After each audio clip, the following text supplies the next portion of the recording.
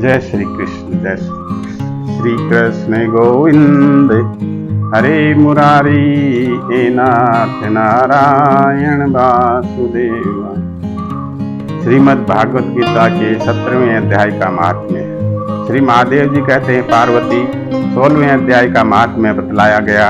अब 17वें अध्याय की अनंत महिमा श्रवण करो। राजा खड़गबाहु के पुत्र का दुशासन नामक एक नौकर था। वह बड़ी खोटी बुद्धि का मनुष्य था।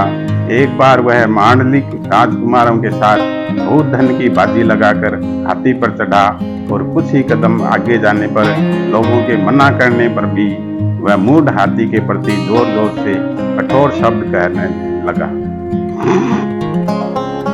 उसकी आवाज सुनकर हाथी क्रोध से अंधा हो गया और दुशासन पैर फिसल जाने के कारण पृथ्वी पर गिर पड़ा। दुशासन को गिरकर कुछ उच्छ्वास लेते देख काल के समान निरंकुश हाथी ने क्रोध में भरकर उसे ऊपर फेंक दिया। ऊपर से गिरते ही उसके प्राण निकल गए। इस प्रकार कालवश मृत्यु को प्राप्त होने के बाद उसे हाथी की योनि मिली और सिंघल द्वीप के महाराज के यहाँ उसने अपना बहुत समय व्यतीत किया। सिंघल द्वीप के राजा की महाराज खड़गबाहु से बड़ी मैत्री थी, अतः उन्होंने जल के मार्ग से उस हाथी को मित्र की प्रसन्नता के लिए भेज दिया।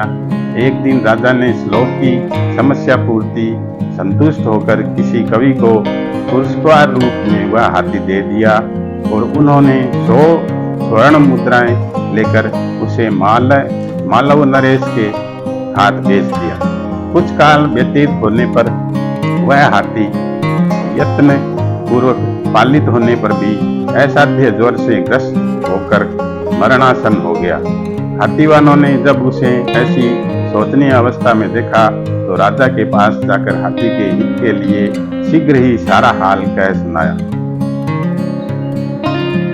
महाराज, आपका हाथी अस्वस्थ जान पड़ता है। उसका खाना पीना और सोना सब छूट गया है। हमारी समझ में नहीं आता इसका क्या कारण है। जय